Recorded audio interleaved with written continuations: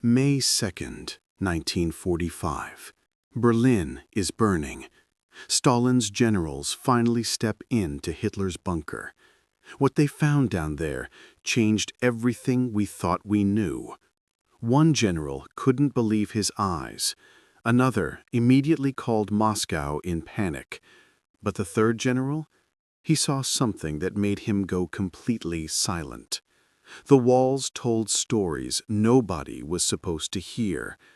Documents were scattered everywhere, showing Hitler's final days. And then they discovered the room.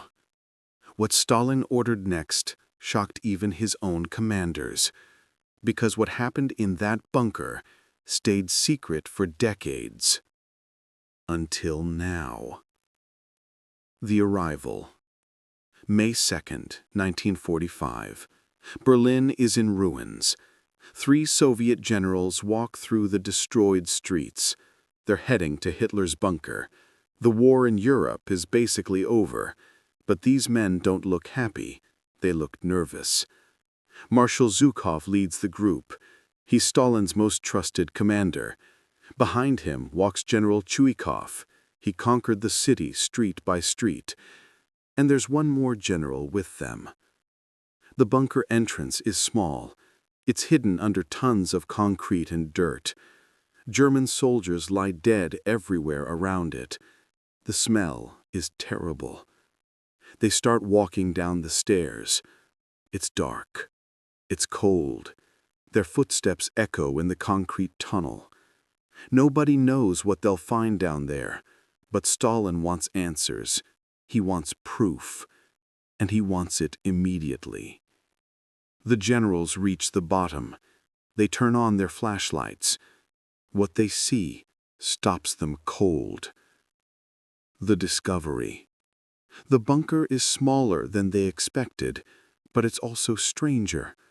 Personal items are scattered everywhere. Half-eaten food sits on tables. Someone left in a huge hurry. But the generals aren't looking for food or clothes. They're looking for bodies. General Chuikov spots something first. He points to a doorway. The other generals move closer. Their boots crunch on broken glass. The air down here feels thick and wrong.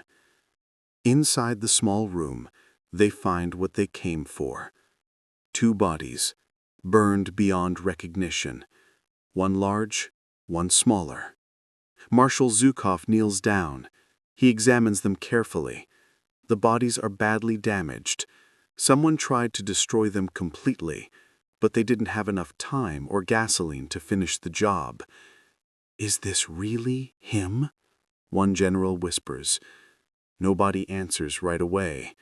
Because if these bodies aren't Hitler and Eva Braun, then where are they? And that's when things get complicated. The confusion. The generals have a problem, a big problem. These burnt bodies could be anyone. The face on the larger body is completely gone. The dental work might help identify them, but they need Hitler's dentist for that, and nobody knows where he is. Zhukov makes a decision. He orders his men to photograph everything, document everything, collect everything. Stalin will want detailed reports. But here's what's strange. The generals find Hitler's dog nearby, poisoned. They find poison capsules scattered around. They find documents with Hitler's signature from just days ago. Everything points to Hitler dying right here, but without proper identification, they can't be certain. General Chuikov suggests something bold. "We should tell the world we found him." The other generals shake their heads. Stalin would be furious if they announced the wrong bodies, so they decide to stay quiet, for now. They keep searching the bunker, room by room, looking for more evidence, more proof, more answers. What they find next changes everything. The documents.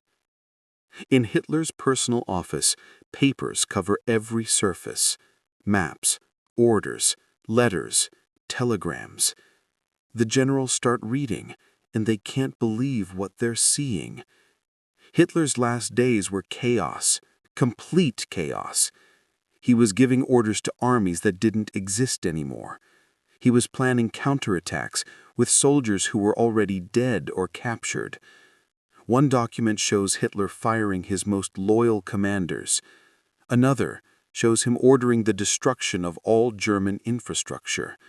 Bridges, factories, power plants, everything. He wanted Germany completely destroyed if he couldn't rule it. He went insane, one general mutters.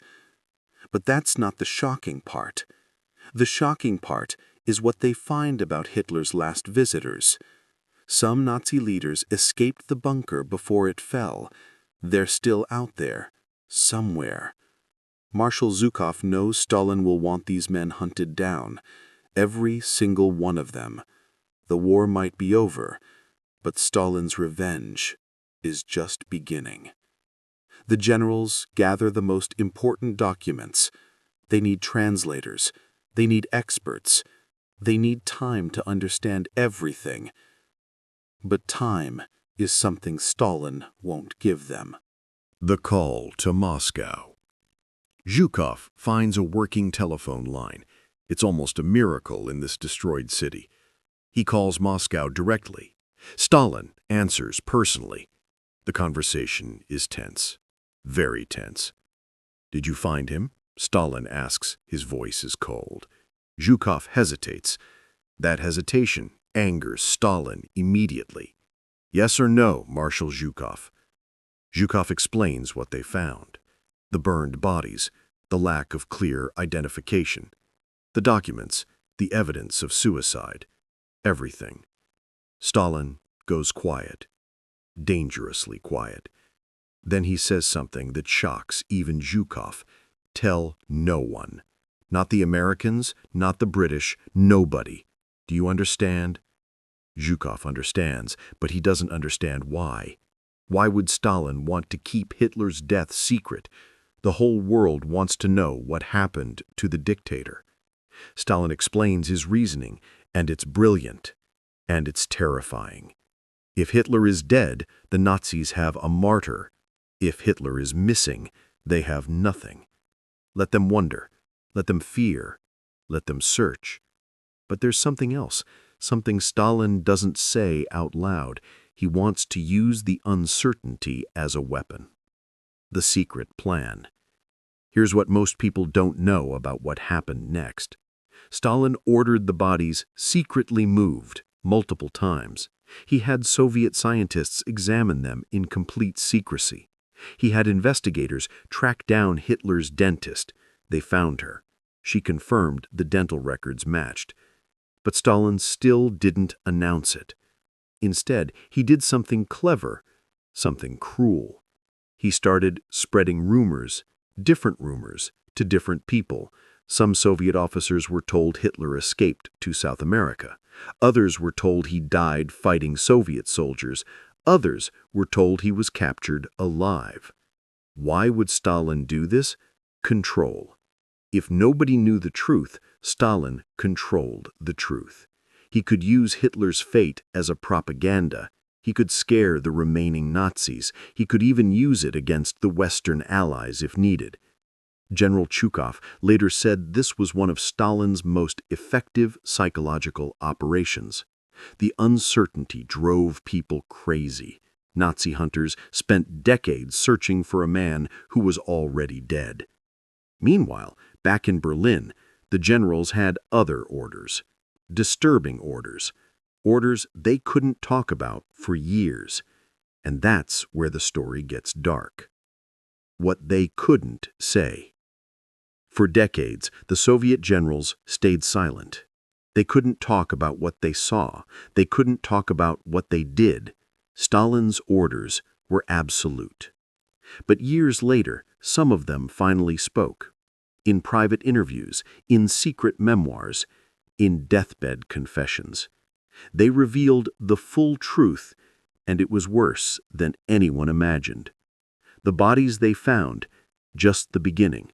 The bunker complex was huge, multiple levels, multiple rooms. They found evidence of more deaths, mass suicides, executions. The final days in that bunker were hell on earth. They also found something that horrified them: children's belongings. The Goebbels family killed their 6 children in that bunker before killing themselves. The generals found the small bodies. That image haunted them forever. Marshal Zhukov said in 1965 that entering Hitler's bunker was the worst day of his life. Worse than any battle, worse than any siege, because what he saw there showed him the true cost of evil. General Zhukov wrote in his memoirs that he wished they had burned the entire bunker complex, sealed it forever. Some places are too dark to preserve. But Stalin wanted everything documented, everything preserved, everything controlled. The final truth. So what did Stalin's generals really say after entering Berlin? They said very little, publicly at least. To the world, they said they were still investigating. To their soldiers, they said victory was complete. To the Western Allies, they said nothing useful at all. But privately, to each other, in their letters and diaries, they said they had witnessed the end of a nightmare. They said they had seen evil destroy itself. They said they had found proof that monsters are real, and monsters can rule nations. They also said something else, something important. They said that Stalin's silence was almost as disturbing as what they found in that bunker. Because Stalin could have told the world the truth immediately. He could have shown Hitler's body. He could have ended all speculation. But he chose not to. He chose to keep the mystery alive. Why?